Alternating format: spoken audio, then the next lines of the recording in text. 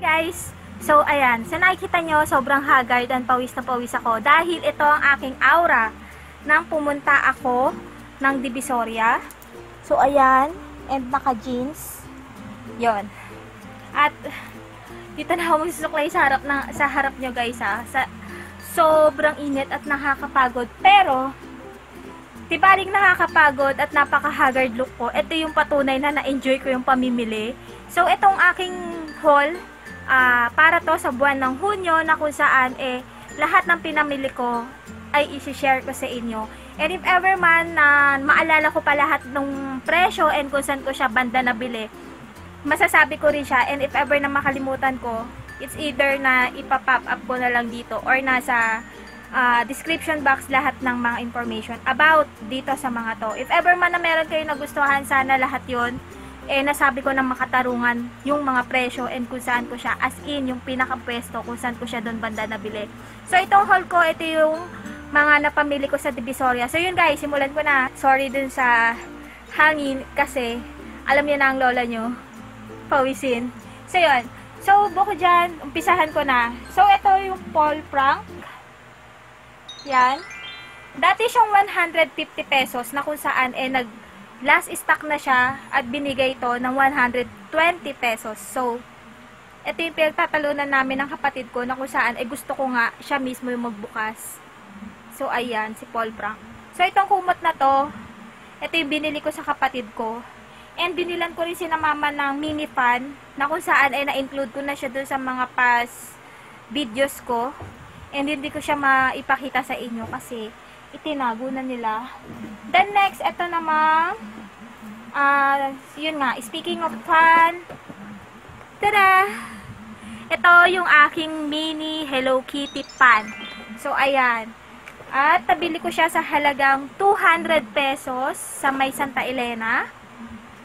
Ito siya, 200 pesos. Yan.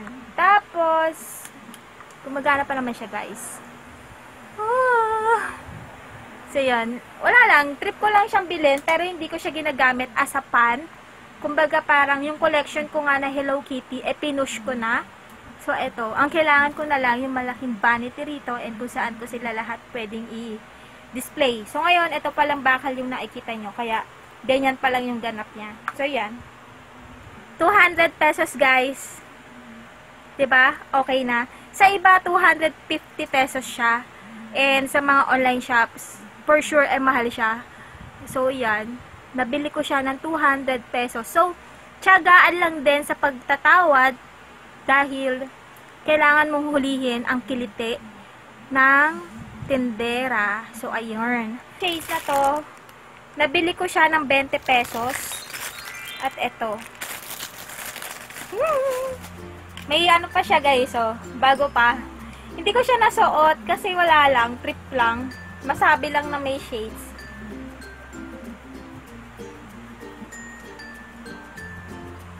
Diba? So next, itong isa, 20 pesos lang din. Mabibili nyo siya guys, yung pagliko ng jeep, yung papunta sa loob mismo ng Divisoria. Doon pa lang sa pinakakanto, yung may sumisigaw ng shades, 20 pesos, doon ko siya nabili. So, ito siya. Bagay ba? Ang trip ko pa lang sa lamin, yung mga ganito. Yan.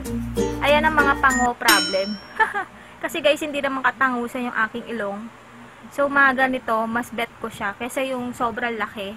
Kahit na gustong gusto ko yung mga ganun. So, 20 pesos, pang aura-aura lang. And, about naman sa mga choker Kemerut, eto, nabili ko siya ng 25 pesos. Yan. So, yan. And ito, pinaka-favorite ko ito. Ichigo. 25 pesos. Then, next, etong hikaw na nagkandawala na yung mga parts niya, yung mga partner.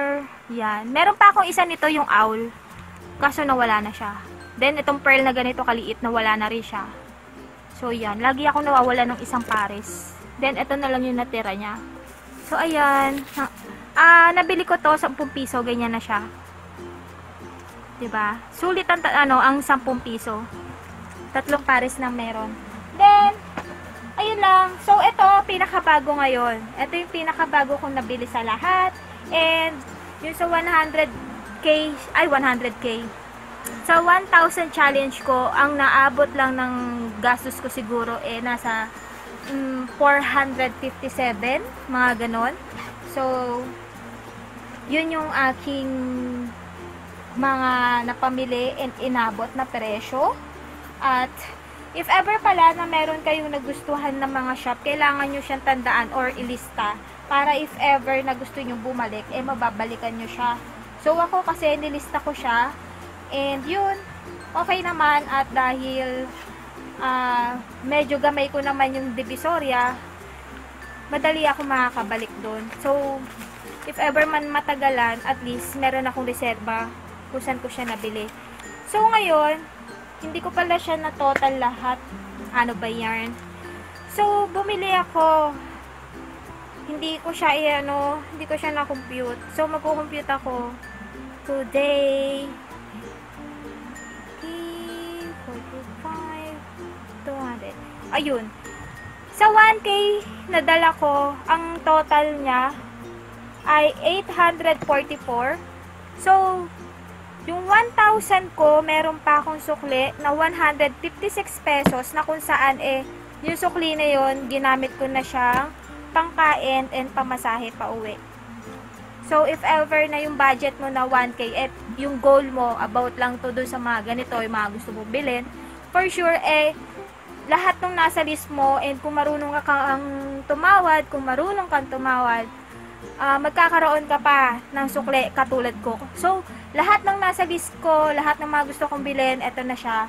And yun, 844 lang inabot. So, galing, diba? So, yun yung tinatawag na diskarte. Diskarte sa pakikipagtawad do sa mga alay, sa mga tindera, etc. So, para maging sulit na sulit ang iyong pagpunta. So, yan. Umpisahan ko na. Eto, tong bag na yan, Hello Kitty, syempre, collection. Kaya siya kulay red, hindi ko pinili yung pink.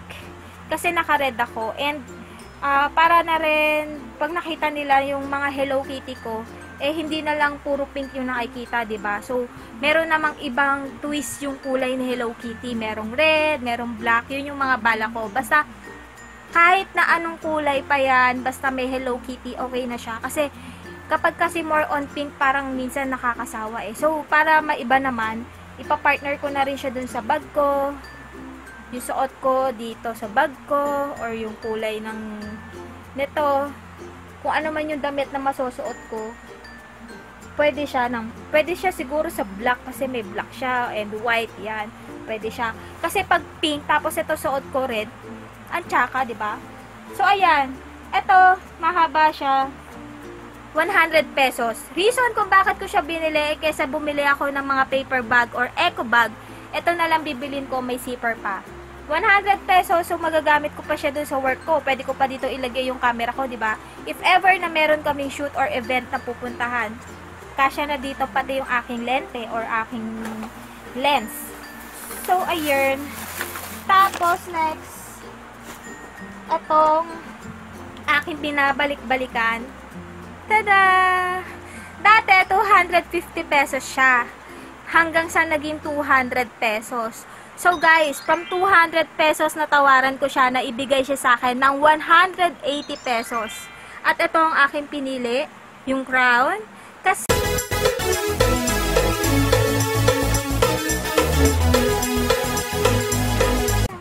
reason ko bakit ko siya binili kasi sa mga event or lalo pa nasa outdoor ako or nasa outdoor kami, kailangan namin na nakasombrero. So dapat ang bibilin kong kulay black. Ang kaso puro denim na hat or cuff, sorry. Puro denim yung mga ganito na binibenta. So ito yung kanyang design. Bagay ba guys? So first time ko mag-sombrero ng ganito. Yung as in na magtatagal siya sa aking ulo. Kasi kadalasan props lang siya, masabi lang na maka-aura. Pero ngayon, kaya ko siya binili kasi related siya sa work ko and kailangan namin na nakakap. And kadalasan meron kami mga panyo dito sa noo na kung saan para if ever na tumagaktak yung aming pawis, hanggang dito lang siya. And hindi siya mapupunta dito sa mata namin. And matatagasan ng pawis yung lente ng camera or yung tinatawag nilang viewfinder. So yun, 180 pesos. So, ayan. Ang tsaka nandito sa gilid ko si Paul Frank. At itong ring holder. Yan. Meron siyang hook dito na kung saan pwede mong isabit yung phone mo. And ito yung ring holder. Nabili ko siya sa halagang 25 pesos. Yan. Sa 698 mall ko siya nabili. At ito, nakalimutan ko. Sorry guys. Sa 168 ko siya nabili. Ayan. 'Di ba? Buti na lang nandoon pa siya. Ito talaga gusto ko crown. So yun. Tapos itong bag sa 168 kung saan madali nyo lang siya makikita. Kung saan yung may nakikita kayo pagpasok nyo puro Hello Kitty yung tinitinda, doon po ako bumili. Lahat po ng mga pwesto doon na may Hello Kitty, lahat po yun nabilan ko na. So yun, halos naman din pansin ko, pare-pareho naman din sila ng presyo. So, okay naman. 100 pesos. Doon ko po siya nabili. And next, so yun, dito tayo. Meron ulit akong panibagong chauffeur. Yan. Itong may mga pendant, 25 pesos ko siyang nabili. Yung may mga ganyang ganap. Pero ngayon, dahil mura na at marami nang may ganito, yung mga plain binibenta na lang ng 20 pesos. So, 168 din siya guys, sa loob. Yan. Pag plain lang siyang ganito, 20 pesos. 'Di ba? Yan. So, punta lang kayo sa 168. Then, pagkapasok nyo, pinakadulo, hanapin nyo lang yung may mga nagtitinda ng accessories. Doon ko siya nabili. So, napakadali lang guys. Makadali lang niyang hanapin. Dami ko nabili. Grabe, natutuwa ako. At dahil mahilig pala ako sa humidifier. Sorry. So, dahil mahilig ako sa humidifier, kailangan ko ng pabango. So, isa sa mga favorite ko, itong lavender. Yan. 50 pesos siya. 50 pesos ko siyang nabili. Ang original price niya is 60 pesos. So, dahil tinawaran ko si ate, at 4 yung binili ko, pumayag siya na ibigay sa akin to ng 50 pesos. Yan. Ito naman, nabili ko siya sa 999. At ang mga scent na nabili ko, itong jasmine, rose, at yung ultimate ko, pinaka-favorite ko sa lahat, lavender. Ito, sa 698, umabot yung presyo ng mga pinamili ko ng 319. So, lahat-lahat na yun. So, ito, nabili ko to sa 999 mall. Itong pambangon na yan. Pagpasok mo sa entrance, kaliwa ka. Tapos, pagka meron ka nakitang may nagtitinda ng humidifier, yun, doon. Automatic, pag may humidifier, may ganito sila. Yan. Yung mga essential oil. So, yun. Tapos, ito namang plastic na to. Ito na yung mga laman ng sa 698 mall. Meron ulit akong choker. Nabili ko siya ng 20 pesos. Yan. Hindi ko bet ang choker, no? Hindi halata. Yan. 20 pesos. Itong buns na to, Tunet Pony. Yan. Nabili ko siya ng 30 pesos. Then, ito, Magic Bangs Kemerut. Panghawi ng buhok. Yan na lang. 5 piso siya. 5 piso. Dahil 5 piso siya, bumili ako ng dalawa. Yan ka. Para kunyari, magaling ako mag-makeup. So, yan. Last na to. Meron pa. Ito na yung kauli-huli ang laman na to. At bumili ako nito, 17 pesos ba siya? Asan yung aking listahan dito? Ito. Cutix. Tunet, Novelty, si Hairstylist. Novelty ba to? OMG. Dalawa. Naku guys, wala yung price niya. Novelty. 15 pesos. 175. OMG, ano yun? Yung 175. 15 pesos to guys, dalawa. Ang shade na itong isa is Naked. At ito naman ay Yellow Glittery or Glitters. Sorry, tangengot lang. Oh My Gel. Yan.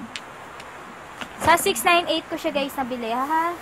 And syempre, ang pinaka sa 698 din to guys galing. So, sobrang yung mata ko pumuso-puso ng ganyan, no? Gosh! Nakita ko yung favorite ko. Tada! Camera! And syempre guys, yung brand niya Canon. At DSLR bank kasi siya. So, ito yung kanyang kulay. Pink. Sobrang natuwa ako nung nakita ko siya.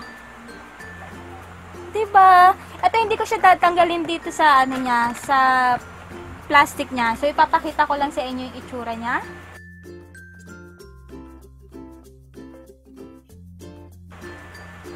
Plastic siya, guys. So, ang ganap talaga nito, coin bank siya. And, tingnan nyo, may mga pang siyang ganap dyan. Yan. Oh. Pwede na ba? Pwede na ba?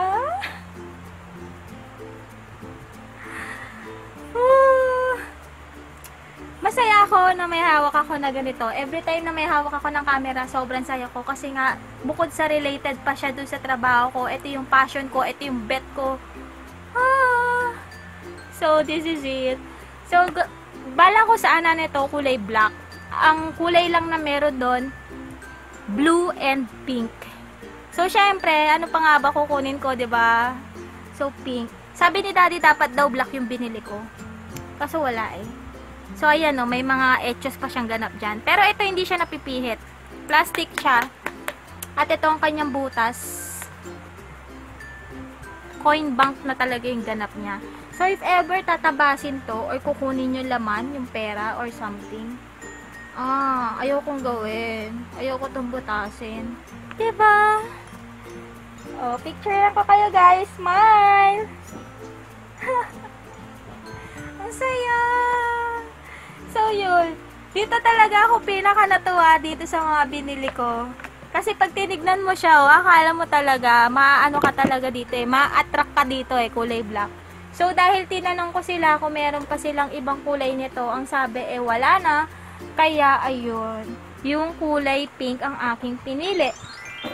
So, yan guys. So, dito ko na ini-end yung aking haul and sana nag-enjoy kayo. Inyo. Ay, sobrang gustong-gusto ko to.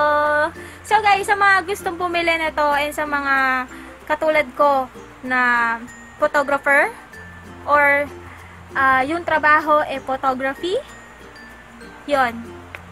And kung collection nyo rin yung camera, eto guys, sobrang ang lakas niyang makapeke. Lalo na kung kulay itim siya, di ba? So, dahil sina sir, tinuturuan ako sa photography, gogoyoin ko sila, and kunyari, dadalhin ko yung aking DSLR, and kahit nagabihin kami, okay lang, dahil plastic naman tong dala ko, and pwede ko siyang gamitin as a props, dahil minsan ako yung ginagawa nilang model. So yun guys, sana nag-enjoy kayo sa aking haul, hanggang sa susunod na haul na magaganap dito sa aking vlog, and yun, maraming salamat sa inyong lahat. Bye!